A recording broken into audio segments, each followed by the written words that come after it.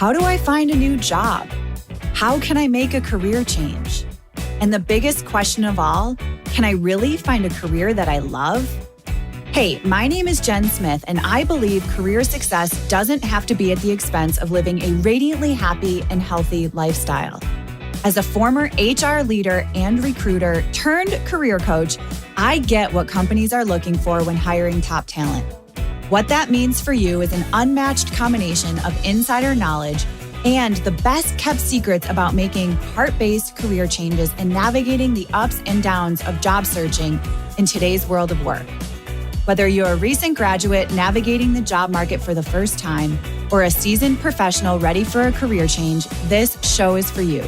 So grab your coffee or your kombucha, pull up a seat, and get ready to be challenged and inspired to move beyond your self-doubt and take the right next steps towards landing a career you love. Because you deserve a long, radiantly happy and healthy career. This is the Flourish Careers Podcast. Hello, and welcome to the final episode of our special series, Brave Women at Work, Lessons in Letting Go. Today's episode is a little different. We are switching things up.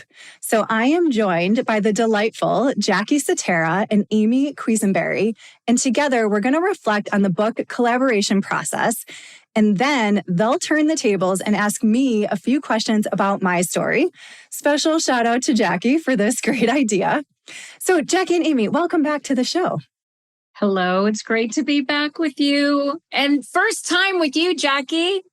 Yes, I'm so excited to be here with both of you. Jenn with you again and Amy for the first time. So I don't know about you guys, but I kept feeling throughout this whole process, from the moment we all met on that initial Zoom, I felt that this was more than a book. And for me, ironically, writing this book about letting go became an act of letting go itself. So through this process, we didn't just share our individual experiences, we created this space for reflection and healing and release. And then I believe in doing so, it opened the door for others to do the same. So others can see themselves in our stories and have that permission to let go in their own lives and their careers. And to me, that's the real lesson in letting go. So I wanted to ask both of you. So let's start with you, Amy. What was the most unexpected lesson you learned about yourself in the process of writing this chapter? That I wasn't done healing. Oh, right. I had gone through therapy and had a really intense life coach experience with both of these healers. And I thought I was done. I was like, hey, my therapist was like, you graduated. Okay, great. And then, I turn in my paper, my chapter to Hope, and our editor, Hope, says, Amy, you're hiding from the readers. Oh. She recommended that I write what I experienced, my trauma, and really get it out there for me. And boy, that put me back in therapy. I'm making light of it right now, but when I was doing it, I was in a really dark place. I went to complete darkness. But through it, I just healed so much. So I realized I wasn't done healing, which I'm so grateful for that experience, because through that, I was able to let it go. Yes. And your story is profoundly about releasing the weight of other people's actions as well. So you had a lot of your own and others, and so much healing and restoration, it seemed like that went on there. So yes. Thank you for sharing, Amy. Mm-hmm. Jackie, what about you? What was the most unexpected lesson you learned? For me, I think it was the moment that I truly embraced being vulnerable. I think for so much of my life, I just hold it all in, right? And don't necessarily share what needs to be shared to let go or to move forward. And so doing that and putting it to paper or the keyboard, if you will, right? It was really powerful and a great process to moving forward, letting go of the past, releasing what's no longer serving me.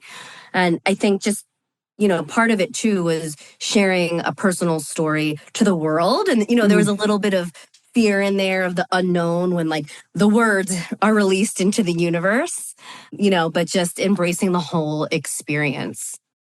Yes, I can relate to that. And isn't it, you guys can both probably feel this, that when you turn in that last draft, it's like, okay, there's no going back now. Right. It's out there, right? So yes, but I just feel so grateful that I wasn't alone in doing this. Like there's no way this would have ever happened alone. And I think that's another thing that really came to the forefront is doing this in community, and none of us are alone in any of it. And now that we get to share it as a group is even more special. So yeah, very much so. So Jenn, let's talk about your story. Tell us more for those who haven't read the book yet. Yes, thank you, Jackie. So my chapter is called Blood, Sweat, and Careers. And essentially, it's 15 years of a career story condensed into one chapter. So there are different vignettes, parts of my story that really defined when letting go was most prominent. And at the core, it's about letting go of the shoulds that we grow to know so well through our careers that start at a very young age. It's also about prioritizing yourself and your well-being while having the courage to follow your heart. So just if folks don't know my career story, essentially, I've always been super career driven. I was a frequent flyer in college in the Career Services Center. I was there all the time, always willing to do the work, whatever it took. But I never had any clue what I actually wanted to do. So I was very lost. So like any ambitious college grad with no real plan, I took the first opportunity that came my way. And that opportunity was a job with Frito-Lay, which is an amazing organization. And after a very intense interview process, one that makes you feel like you won a prize at the end of it, except my prize was managing operations on the graveyard shift in a potato chip factory. So not exactly the dream job, especially when your friends are working in big fancy offices on Wall Street and all the things. But I will tell you that in the factory, in the middle of the night, I learned more about leadership and running a business than I ever could imagined. Mostly because I didn't want to be the one to call my boss at 3:00 in the morning because I couldn't make a decision. So I figured it out. We problem solved. We made all the decisions. And that is really what shaped me and my leadership and my career story. 4 years later, I hit this crossroads. It was like the deer in headlights moment. So Jenn, what do you want to do with your career? HR had always intrigued me. I saw what HR could do for an organization from being an operations manager. And so I raised my hand and I was so excited. And I said, hey, I want to move into HR. He told me, no, I didn't have the right experience. I didn't have the right education, didn't have the right network. So I did what any stubbornly ambitious person would do. And I created a plan and took on every HR related project I could find and get my hands on. And then eventually a role opened up in a location that nobody wanted to move to. And after another grueling interview process, I moved into that job. Now, I wish I could say that it was smooth sailing, but it was more like drinking from a fire hose. And the stories, I can't even tell you guys, they're like too wild for even this podcast. So I survived. I moved around in HR. I tried different roles. I learned different skills, but nothing quite ever fit. I relocated all over the East Coast. I changed industries. From the outside, it probably looked like I was living the dream. But inside, I felt like I was building this career that wasn't really my career. Then life forced me to stop and ask a different question. So I'll share this with you guys. I'll never forget this day. It was a very dark, cold, pouring rain, sobbing, raining day in October. And everything came crashing down. So this literally happened in a matter of 24 hours. My best friend's mother passed away. I was diagnosed with thyroid cancer. And my boyfriend of 4 years ran away when he heard the word cancer. Literally in 24 hours, the world came crashing down. And in that moment, it started to make me realize I was giving everything towards my job until I couldn't. So it's just a moment of pause where literally like everything's taken from inside of you and you have to pause. And at that moment, as part of my treatment, multiple surgeries, I had to follow this low iodine diet. I don't know if you guys have heard of this before, but basically in order to have radioactive iodine as part of your treatment, you can't have any iodine in your body. And guess what's in iodine? Salt. Salt is in everything. So I had to make all my own food. And for someone who could barely even stand raw chicken, it felt impossible. But I had no choice. And so I had to make all my own food. My boyfriend left me. And for the first time in forever, I couldn't work. So I had spent all those years giving everything to my job. And when I needed the support at that time, my employer at the time was not compassionate. So they, needless to say, were not empathetic or supportive in any way. And that really became my wake-up call and my permission slip. And that's where one of my favorite mantras comes from, which is called Nourish to Flourish. You have to take care of your body, your mind, and your spirit in order to be able to work and give everything, to your career. And so that's the moment that I realized I didn't have to keep playing by someone else's rules. And I always wanted to start my own thing. And so I started doing career coaching on the side. One thing led to another. I finally had the courage to let go of that identity, that job that had always been part of who I was. And that's when Flourish Careers was started. And that was 5 years ago. And so now I get to help others create careers that don't leave them burned out or sick. I know how it feels to be in that spot. And that's really where heart-based career planning comes from. And that's why I love what I do now. Thank you so much for sharing. I know everybody can't see us, but I just want to clap and snap and just for you having the courage to share that story. Thanks, Jackie. Yeah, your fire is so strong, Uh-huh. I mean, that fire to all three of those things happening at the same time. I can't even imagine any one of those can derail us, right? Mm-hmm. But I love your fire. I love your passion. So I'm curious, what made you want to share your story with Brave Women at Work? Yes. So I love how this all came together. And most folks that listen to my podcast know that I'm always willing to share stories, but the cancer diagnosis was just something that, I don't know, for whatever reason, I didn't want to be associated with the cancer business world or anything like that. So for whatever reason, it took me a long time to be willing to share this story. And I love how it all came together. So I first connected with Jenn through her podcast, her Brave Women at Work podcast. Someone had recommended it to me. And so I was scrolling the different episodes and I saw this episode with Heather Eck, who is an intuitive artist. And she was an HR leader turned intuitive find artist. And so I was obviously super drawn to her career story. I was oh my gosh, I love this. And in that episode, they talked about these spirit portraits and how she does these spirit portraits of people. And I was super intrigued by this. And I immediately booked a spirit portrait session with Heather right after I heard that podcast episode. And a spirit portrait is this personal, intuitive painting of your energy and your aura. And so I thought oh, this is going to be about art and creativity and all this fun things or whatever. And turns out that when I met with Heather to take a look at my spirit portrait, she picked up on my trauma. Never met her. The only thing I did was send her a photograph of myself, never talked to her, never answered any questions, nothing. She knew nothing about me. And she's showing me, I wish I had the portrait here to show you guys, but she's showing me, it looks like a watercolor. It's this really pretty, pink and red. And there's this dark spot in it. And she goes, Jenn, you see this dark spot? I was yeah. She's I don't know. She's are you going through any kind of health trauma right now? Or have you ever had trauma happen to you? And I was totally couldn't even believe it. I was oh my God, yes. But I've never been too nervous to share it for whatever reason. And she really opened up the door. She's well, I found when you are vulnerable and you do share these things, it pulls other people with you. And it just stuck with me that happened. And so she reminded me that when you do share your story, it helps others kind of move through their path. And so then she introduced me to Jenn. Jenn and I swapped podcasts. We were on each other's podcasts.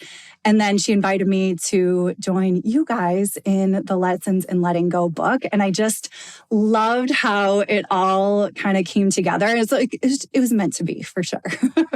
That's incredible. And then there's actually a phrase that another author, an author from a previous book in the Brave Women at Work anthology, Shiggs, she has this saying, divine timing. Oh, yes. The divine timing of that is just incredible. And I hope in the show notes you include Heather's name. I will. And please send it to Jackie and I. I don't want to speak for you, Jackie, yes. but I want a spirit portrait. Oh my God. Everyone needs a spirit portrait. They are so much fun. I gifted one to my sister. It was an amazing experience for her as well. So yes, you all need them.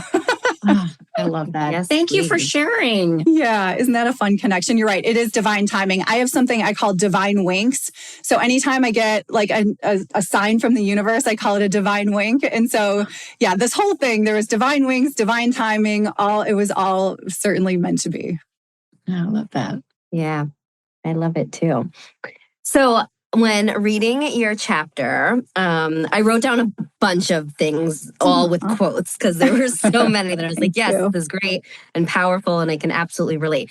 But one thing that I wrote down was, in quoting you, dismantling my entire understanding of success. Oof. So I was wondering if you could share how you now define success. Yes. Ooh, that's a good question. So I define success as my time being my time. So in my corporate world, I never had my own time. I feel like I gave my time to everyone else, every project I was working on, every team I was working on, everything else. And I never really took ownership of that. And time is our most valuable resource. When we spend a minute, it's gone forever. We never, and I think the cancer diagnosis really put that in front of my face. Like, it gives you a reminder that life isn't guaranteed. And so I wanted my time to be my time. I wanted to work in a way that fuels me from the inside, not worrying about all these shoulds and what everything else around me is doing. And that's what I did my whole career. Oh, you got this job with Frito-Lay. They're a great organization. You should be happy. Oh, you moved industries. You're working in a different industry in this cool city. You should be happy. Oh, you have this great team. You should be happy. And I never felt happy or fulfilled. And so now that definition of success is my time being my time. I get to work in a way that I love, with helping people with their careers in a way that feels really fulfilling for me. And it's all the things that I wish I had when I was navigating all of that chaos, not knowing what to do. So that's a little bit, I guess, of how I would define it. Thank you. Good question. Thank you. So going back to, again, something that you spoke about in the book, you said, I was climbing the ladder, but questioning whether the ladder was leaning against the right wall. I thought this was so powerful because sometimes we're so laser focused on where we want to get to. We're not thinking about, or there may be some people that aren't thinking about where we're at and is this the right environment? And around this time, I think you spoke about the importance of the values of the organization being in alignment. Can you talk a little bit about this piece, please? Mm-hmm. Yeah, for sure. And this is something that I learned also, obviously, the hard way. And now that this is really where I start with folks when I do career coaching is, what are your core and lifestyle values? And it's true. I was climbing this ladder that, again, I thought I should be climbing, but nothing was feeling quite right. And this happened a couple different times, but at the time that I'm thinking of right now is there was an organization that I was working for, and it was funny. I'll just tell this quick story. We did that DISC assessment. You guys know DISC, right? And so we did the DISC assessment. And then when they do that, they put it up on a wall in like everyone's categories, like they put the names. So like DISC, and they put whoever's most prominent type is in each box, right? So everybody in this organization that I was working with was either in the D or the I category. And here's Jenn in the S. I was the only one down there. And it just was so eye-opening. I'm like, oh my gosh, these are not my people. Like, it's okay. Everybody's different. We all bring different things. But like, I felt so disconnected. And when I saw it up on that graph, I was like, oh, there's really something that's just not quite right here. One of the core values of this organization was something around intensity. And it was just like every single day, we were just like fight, fight, fight. There was no foundation in place. Everything was always spinning. Managers were like leaving the tornadoes in their paths. And it was just not how I like to operate, which is much more, kind of calm and compassionate and, having just that foundation to get work done. And when that's not happening, you're just questioning everything. And that's really when I started questioning, what am I doing in this environment? But then once I noticed the pattern, it wasn't just that company. It's multiple companies. So I moved companies a few times. I'm like, I kept seeing the same pattern. Now, I'm not saying that corporate America isn't for everyone. It is. I learned a ton, but it just wasn't for me. And so then when I started to define what success means for me and what does my perfect day look like and how do I want to be contributing and leaving a legacy, it wasn't climbing a corporate ladder. It was really defining that on my own terms. So hopefully that resonates. Yes, and on your own terms. That is so important. I'm going to take us back to another quote from your chapter. And when we first started our conversation just a little while ago, you mentioned fit, right? Like, is it a good fit, right? Just this idea and concept of fit related to work. So the quote that I wrote down is, a career that fits perfectly like the glass slipper. Mm-hmm. I personally love shoes. Yes, you do. Stiletto heels to be exact. But, right, everybody has their own shoe. So to each their own. But, right, when you're thinking about careers and jobs and fit and is it a good fit, what advice do you have for people that might be struggling in their current role or thinking of other brave women listening right now that might be thinking, maybe I need a change. Is this a good fit? How do I know if it's a good fit? What advice do you have around this whole idea or concept of fit when it comes to your work? And your Yes. Thank you, Jackie. I love that you picked out the shoe quote, first of all, because we talked about shoes in your chapter as well.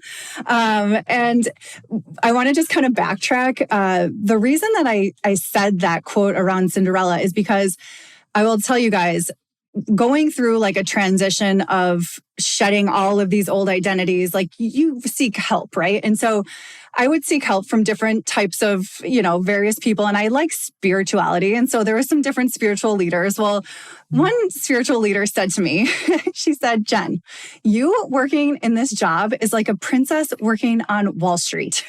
So I immediately had this vision of Cinderella working on Wall Street. And it's just such a stark contrast, right? So you think, and I shared that in the book, in the opening of the book, like there's this stark contrast. And so not saying that I'm a Cinderella by any means, not even close, but you can feel the difference in that. And when she said that to me, I was like, oh my gosh. And she's like, it can be fine for some people, but it's just not fine for you. And so that has always stuck with me. But then going back to the idea of finding something that fits. So this is really where I struggled, and I wish I had somebody to help me with this. But there's a couple key areas to focus in on. First is those core and lifestyle values. What do you value in an organization or in your ways of working, in your life and your career? And how can we best fit those together? So it was always like, I just like worked my tail off. Like I never stopped working. It was like 24/7 connected with the phone and all of the things. That wasn't suiting my lifestyle, obviously, because I got super sick and, all of those things. And so core and lifestyle values are the foundation. Then from there, I like to think about industry. So if you are working in industry, what is an industry you want to make an impact in or that you're interested in? So making potato chips, was not an interest, the food and beverage industry was never something I thought about. It just came my way and I got lucky because it was a great company. But I never thought about, I just kind of like took whatever came my way. So industry is a big bucket. And then you can find companies underneath that industry that you want to make an impact in. And those companies are a match for your values. Do you want to work in a big company, a small company? Do you value intensity? Do you value calm? Whatever that is. And then a role that generates your energy. So like, what are the tasks that really generate your energy that you want to do more of? And how can you do more of those tasks? So core and lifestyle values, impact, and energy are kind of like the three buckets that when I work with folks, there's a lot of work. Like this doesn't happen in one, you peel back this onion and then you connect all those dots and then you have a target for somebody to move towards. That was the other thing. I always felt like I was running away from something in my career. Is like, oh, this doesn't fit. Let me run away. This doesn't fit. Let me run away. But I never stopped to figure out what I want to be running towards until I started Flourish Careers. So.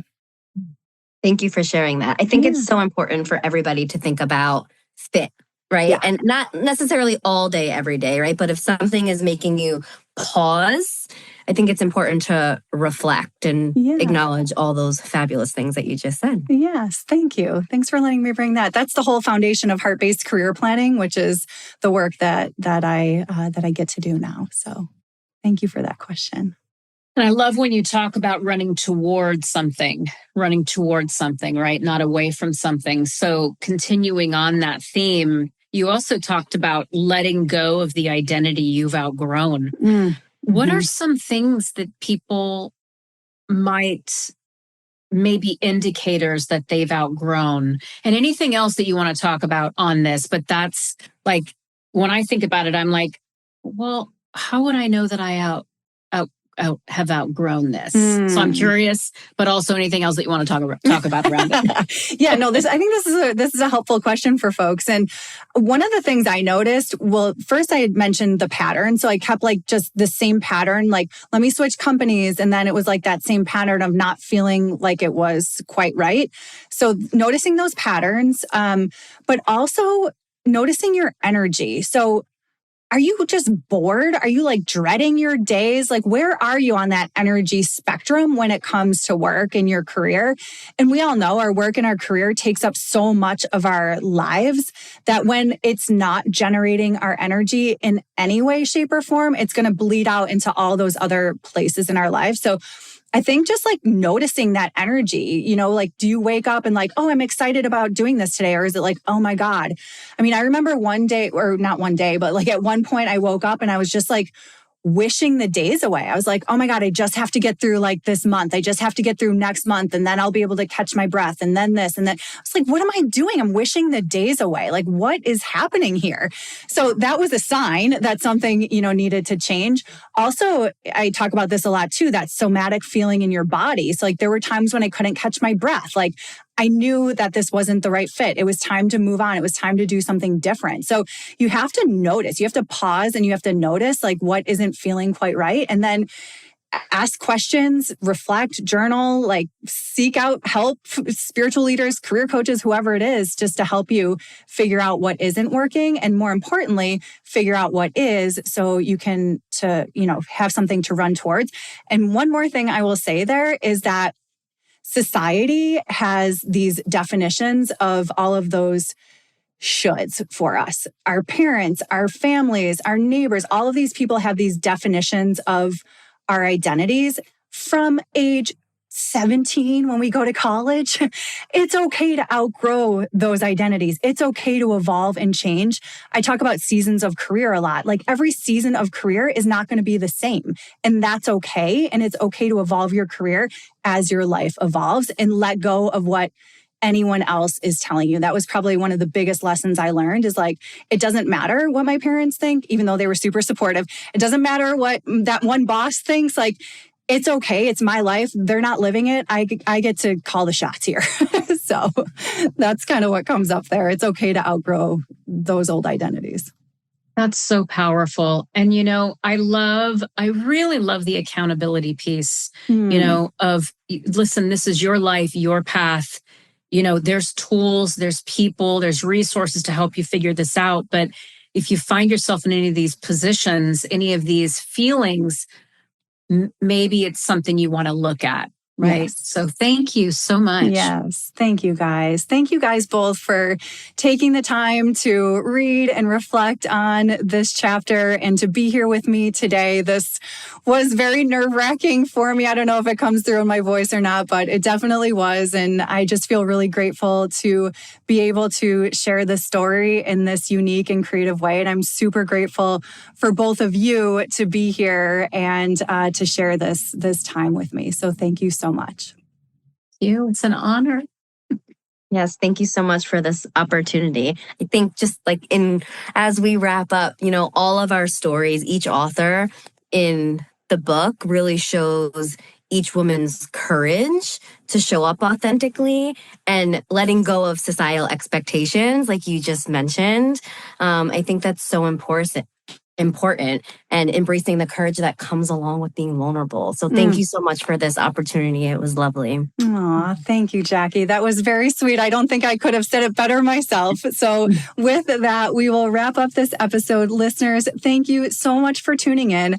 I hope the stories in this series serve as a powerful reminder that careers are rarely easy or linear. It is the courage to let go and embrace the unknown that shapes our paths. And if you haven't already, don't miss the chance to own these incredible stories, order a copy of Lessons in Letting Go, and join us in celebrating all of these brave women at work. That's a wrap on this episode and this season. Thank you so much for tuning in. I'll be back in just a few weeks to kick off another new season.